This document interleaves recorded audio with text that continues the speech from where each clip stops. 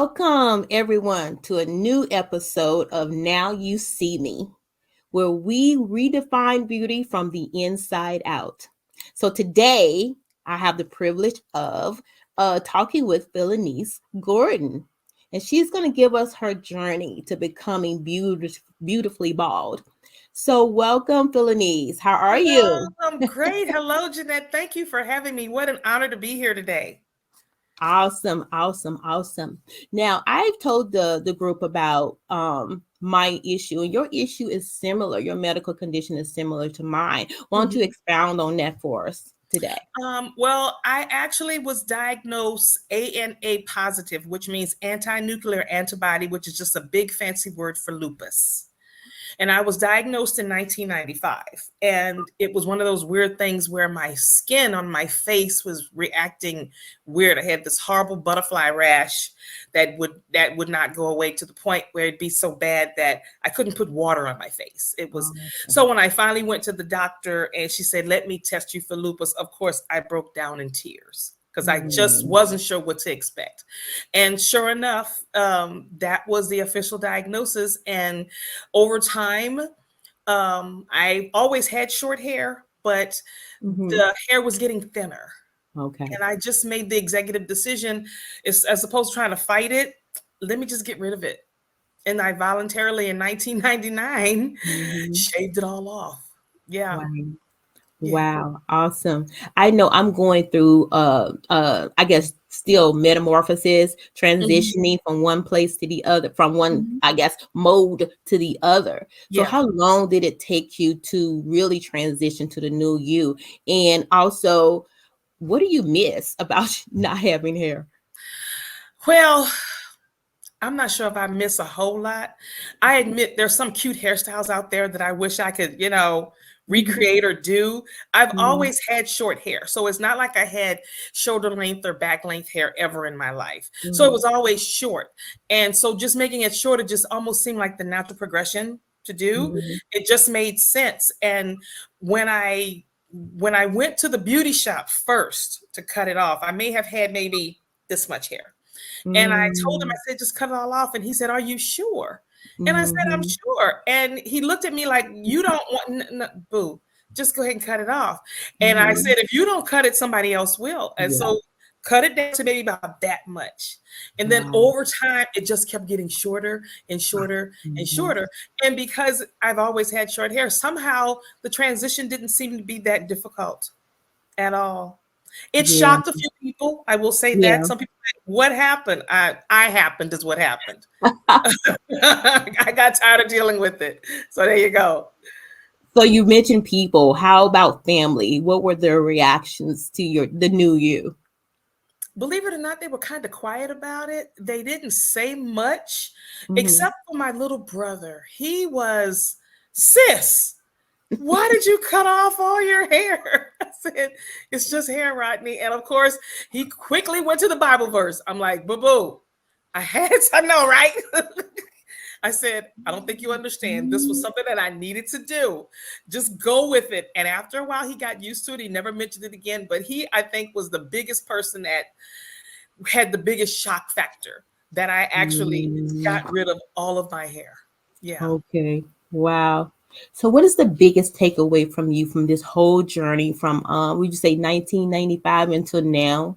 What's the biggest takeaway for you?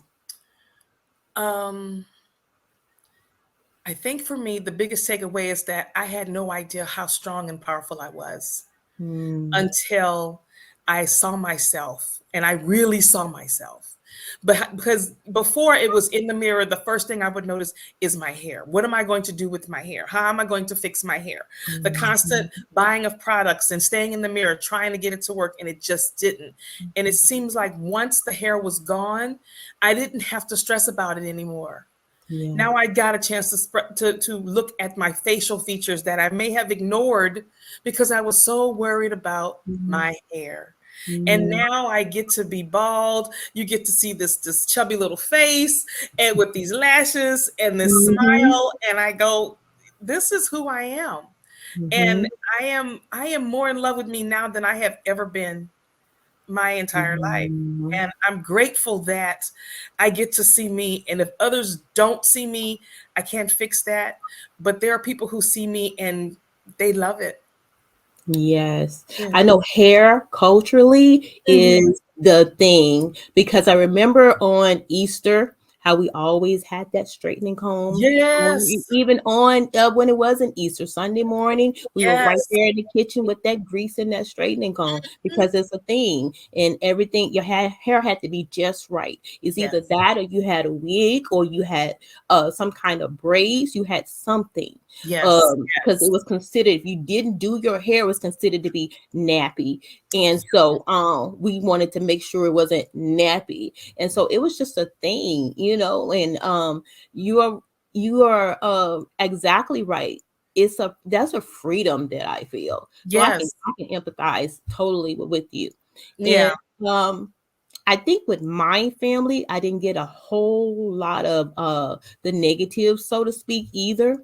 But some people didn't quite understand it because this does not run in the family. So where did it come from? So Right. I got a bit of that though. But when you release one thing, new associations come. So for Yes. you, what are your new associations? What became new? What did you put? Well, we already talked about what you put to the side a little bit, but I want to know what are your new things, your new projects? What's going on? Actually, I have the honor of working with a publisher here in Virginia. Her name is Danielle Ferreira, and she Mhm, has a publishing company called Cage Bird Publishing, and she mhm, she publishes primarily Black authors.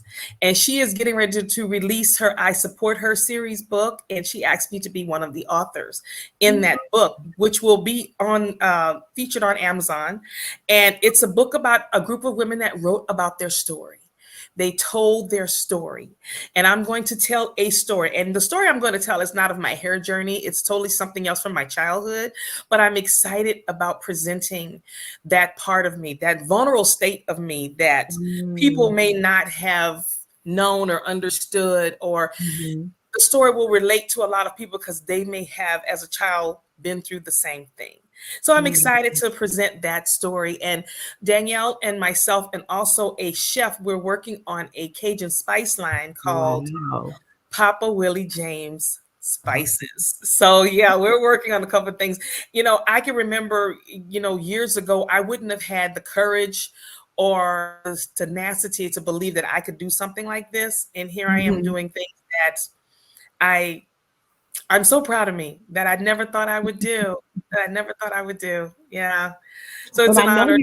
yeah, I know, I could imagine. So I know that you're doing some other things in addition to that. You also model, don't you I model? actually do. I do. Yes, I do. You snuck that in. 'Cause, yeah. Yeah, so I do a little part-time modeling. Yes, ma'am, I sure Wow. do. Yeah, and I'm a mature model, I say, because of my age, and I'm a plus size model. And I can remember I used to live in the Midwest before I moved here to the Mhm. East Coast. And in the Midwest, the rules are a little different. It was harder to get Mm, in the modeling industry in the Midwest. Their criteria of beauty, or what they saw as beauty, was not what everybody else saw. But I went mm. out there anyway, bald head, and strutted my stuff and smiled, and for the camera, here I am. And it was a Wow. welcome change. And now on the East Coast, it's more acceptable to be Mm. different, to have that look that nobody else has the courage Wow. to go for. So yes, I also model. Yes. Wow, that sounds like a lot of fun. I think It at some can be. point I'm gonna join you. You should. So you You should. You should. I should come. I was talking with some people who also deal with lupus, all the different varieties of the condition. And Mhm.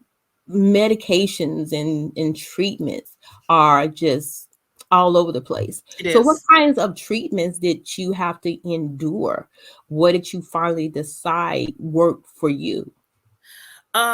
When we were trying to figure it all out between myself and my general practitioner and the rheumatologist, we had to come to a consensus of what was going to happen.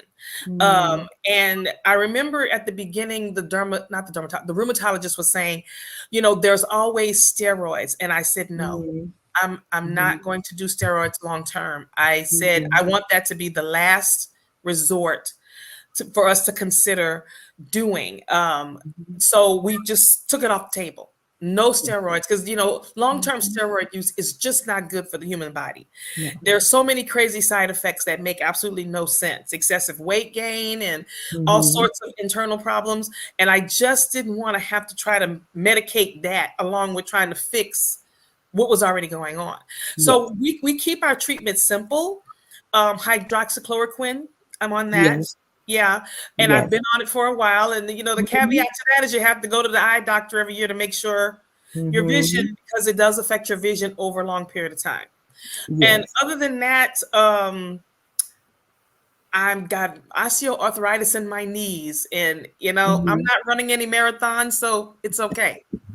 I keep it But simple. see, yeah, you're doing your thing though. You really, Yeah, really are. Because yeah, I, like I said, I understand the steroids and the needles and the injections and things of that nature. And I'm yeah, like, this is not going to work for me at all. And yeah. so I also take the hydroxychloroquine. And Yes. it's I found that when I stopped, my system just reverted back to something, Hmm.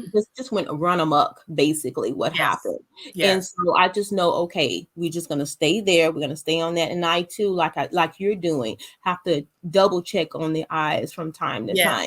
Yes. And Yes. so we did you really, let's see, have you ever run into some people where they looked and you had to maybe stop on the street and people staring at you and all of that? Have you had an opportunity where you were, I guess, having to just out on the sidewalk talk to people about your condition and educate them? Uh, I could be someplace like at a restaurant or Mm-hmm. with friends or at church or somewhere, and someone would, you know, they might say, "Hey, I love your haircut. I don't think I can do it. Why did you cut your hair?" And I would explain to them, how I got to this point. And honestly, for me, people did not understand what lupus was. It dawned Mm-hmm. on me that most people did not understand what lupus does to your body and how it comes about. And so I had to basically give them that second grade education of, this is what lupus is to the body, because they didn't know. They may have heard of it, but they didn't Mm-hmm. know what it did to the body. And so when I Mm-hmm. explained to them, how the disease fights against the things that you need, like your kidney and your Mm-hmm. liver and your heart and your Mm-hmm. joints, that's what lupus does. It eats away after the things that you need the most, because the body is self-healing. The Mm-hmm. body It is is. designed to heal itself. And when you have that good bacteria in there going, we're going to take care of this cold, we're going to take care of that scar, we're going to take care of Mm-hmm. whatever, it's excited to help you, but then it doesn't know when to shut itself off. No, it doesn't. And then it fights against the things. And that's when you run into problems of, oh my God, the heart, the liver, the things that you Mm-hmm. critically need are now trying to survive. So for me, most people wanted to just know, well, what is lupus? I don't understand. You know, Mm-hmm. in the autoimmune disease community, there are so many different conditions: lupus, scleroderma. I mean, there's Mm-hmm. so many different things that the body has to endure. Once you are diagnosed, you just have to know what you're fighting with. Yes. Yeah. Yes, you do. You do.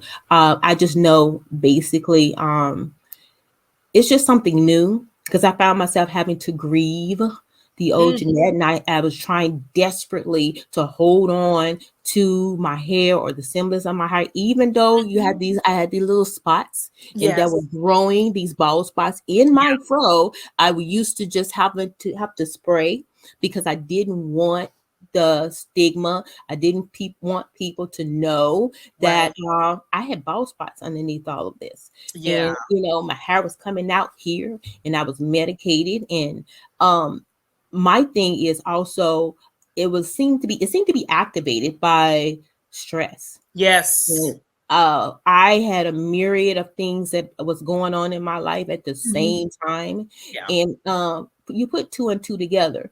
That doesn't cause lupus, but it does not help It the does not. lupus either. And so I'm in the process still. I told you I was transitioning. I'm Hmm. trying to do work on the whole person. So Yes.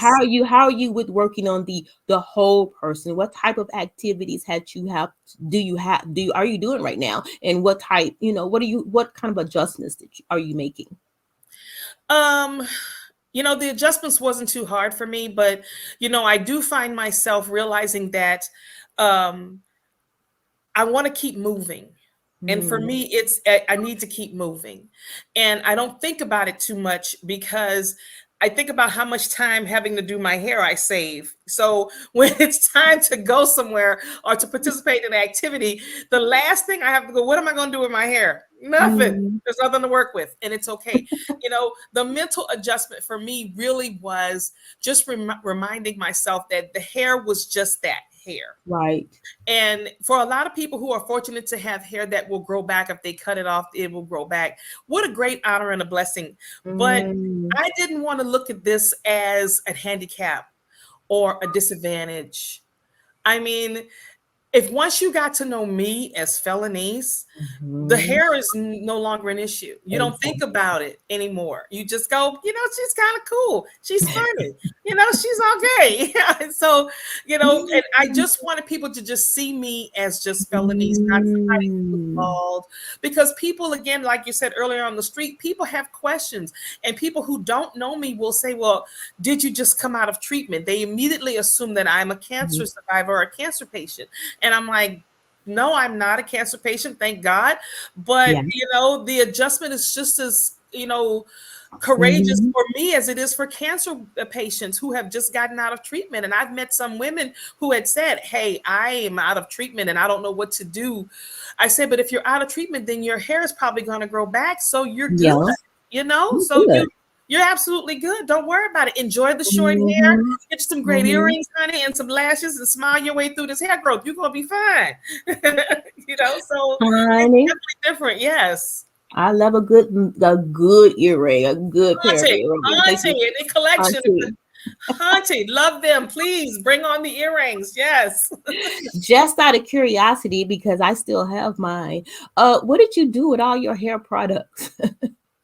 Because Uh, we always have a myriad, a cabinet right. full. The money that we could have saved, or if we can Yes. get that money back, I'd probably put a down payment Mhm. on something because it was a lot of money.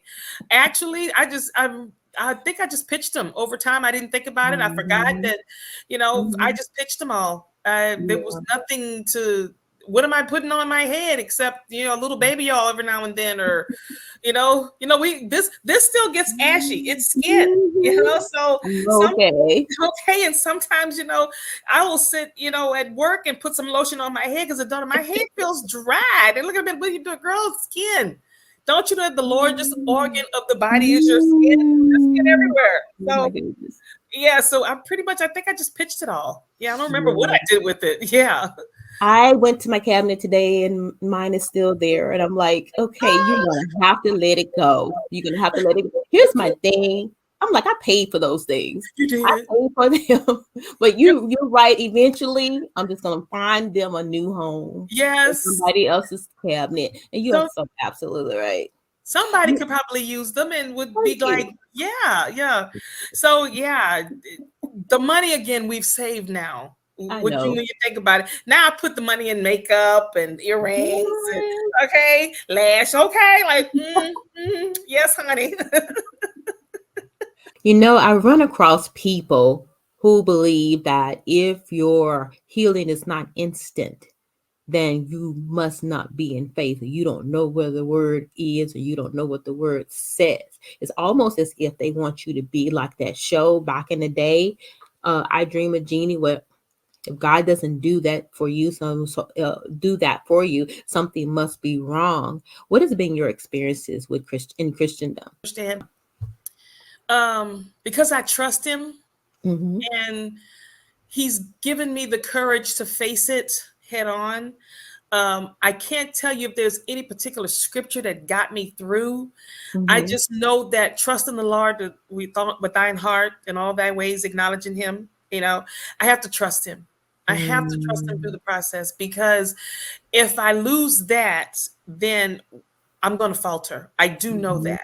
So I just have to trust him through the process. And there are many times I would stand in the mirror and go, okay, Lord, I need your help because I'm not sure what I'm doing today. Or Mhm. I'm running behind and I need you to help me not Mhm. procrastinate so much. I'm usually asking him for help, the things that have nothing to do with my hair or the whole Mhm. process of lupus, because I've lived with this now for so long Mhm. that it just seems to be a part of my life as if I've never had it. So I generally just ask for courage and strength to just get through, and that I don't run across somebody who is just unkind and Mm. unfeeling, because those people are out there, whether they mean to do it or not. Yes.